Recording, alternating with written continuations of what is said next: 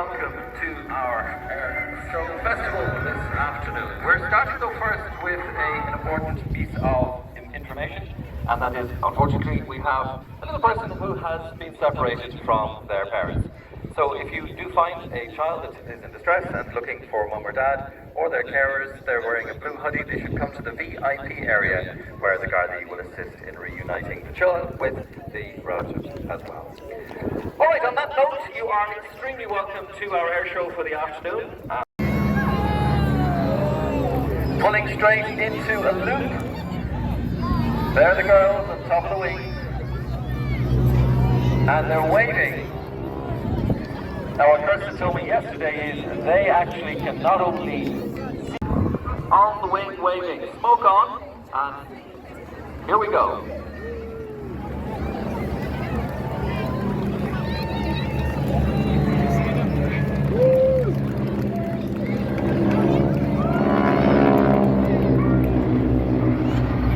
The beautiful sound of those engines on the Stearman aircraft, and one to the right.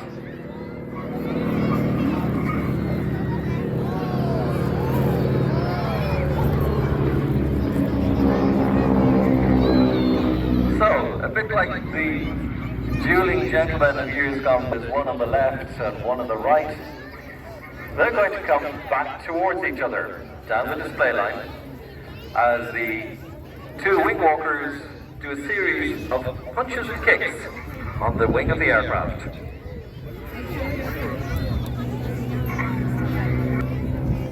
So, keep an eye to the left, an eye to the right. Each aircraft flying towards the other.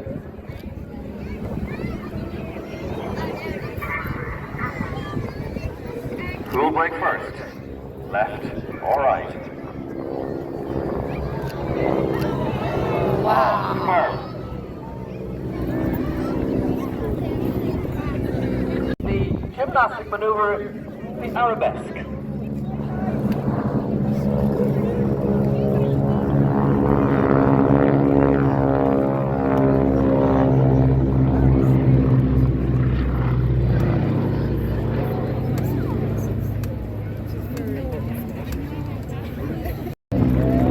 Chatting with the wing walkers yesterday, they mentioned that in order to be fit enough to do this, it's not just going to the gym once a week, but it's actually going 6 days a week in order to be fit enough to stand on the top of the wing of an aeroplane doing 150 miles an hour.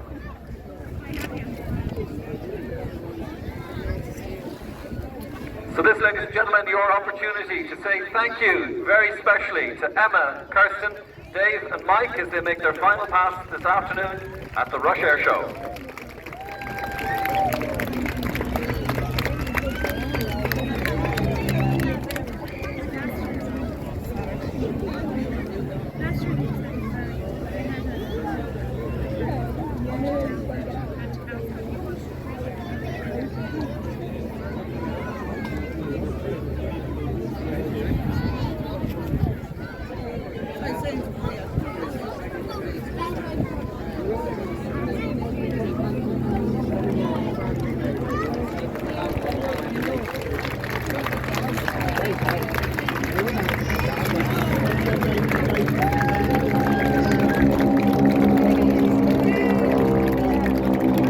They've climbed back into the aircraft as they head back towards their base now in Ballybolin this afternoon before heading back to the UK, and it's been indeed a great pleasure to have them here at our air show today.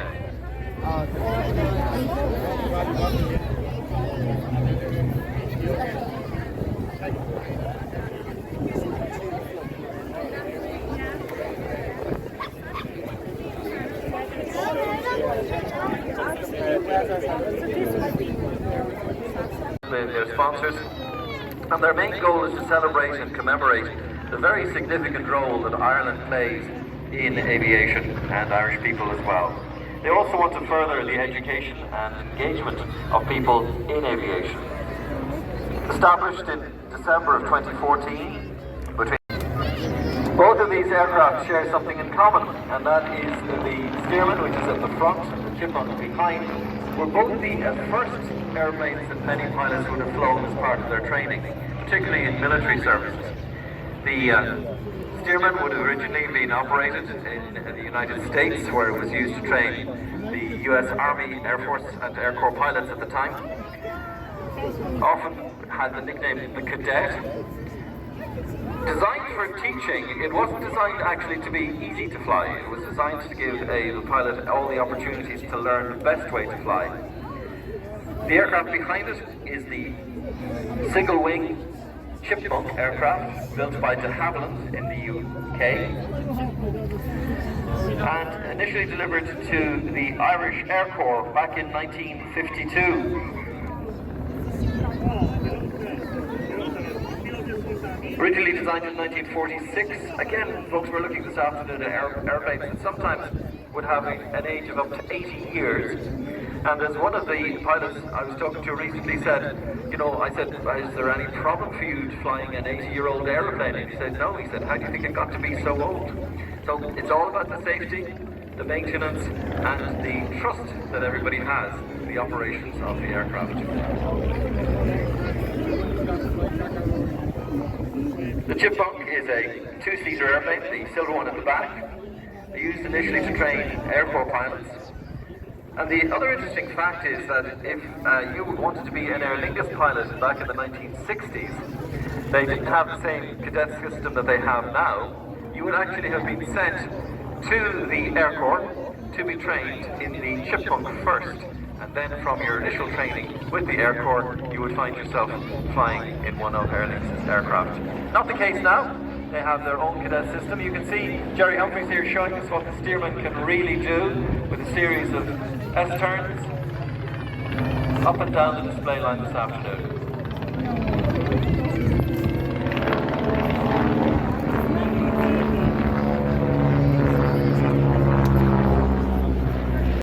Private aircraft which he uses to commute around the UK. Entering again another loop, bringing the aircraft back around, all the time controlling the engine. Remember, you can't have the propeller or the engine overspeed, and in a dive he's to be particularly careful that they don't get too fast.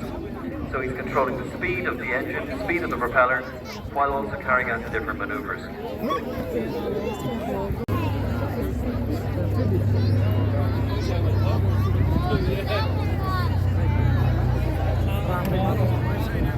Isn't that a wonderful sound?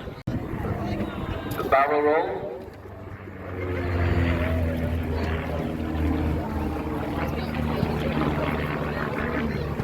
Different pressures of dynamic flight.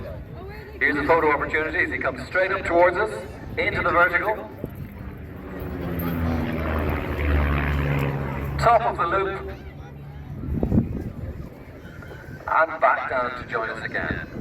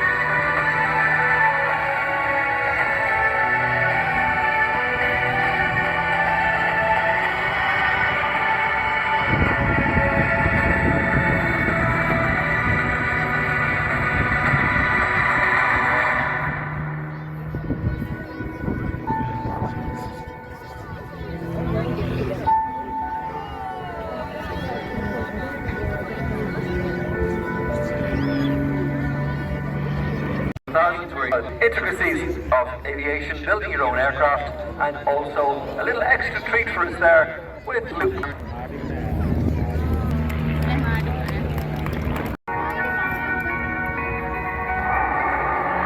Ladies and gentlemen, boys and girls, thank you for coming out to watch the flying today. I hope you can help me raise some money for a great cause, the Make-A-Wish charity, raise some money for the critically ill children of Ireland and grant them a wish. Just text the word BELIEVE to 50300 and make a €4 donation. That's BELIEVE to 50300. Or you can go on your Reverend app to charities and make a donation of any amount. It's been a privilege flying with you today. I'm having so much fun up here. I'd love to do a little more flying. Who would like to see some more flying?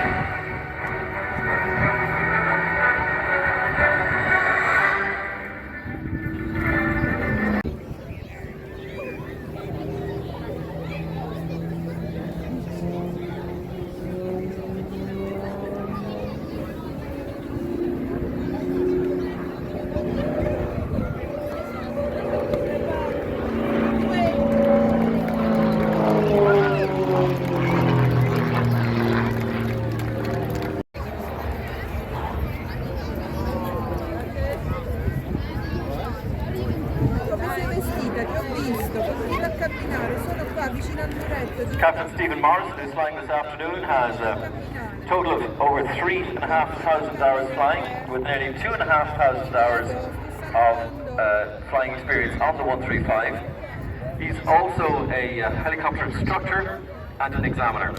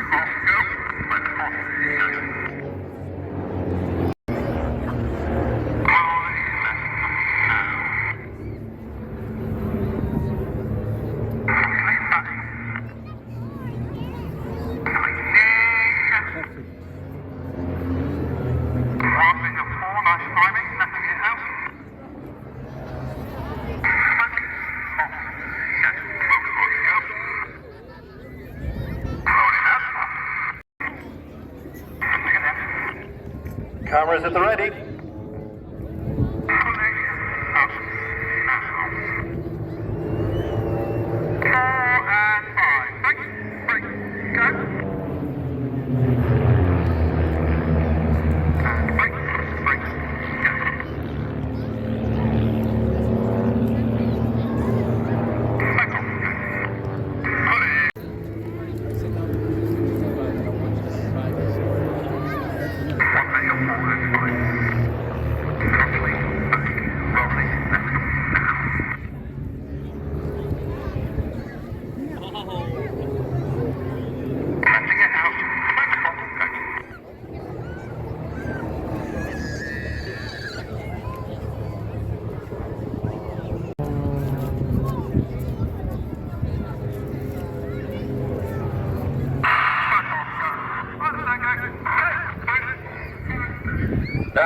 all 6 aircraft rejoin.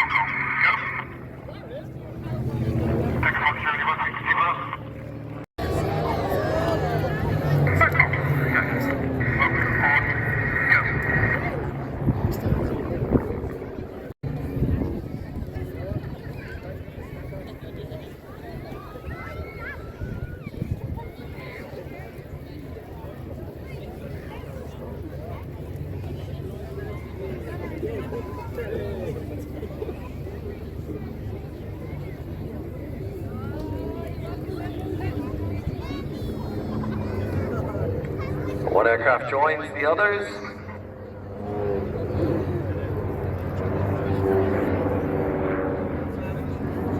And here come the Twizzles.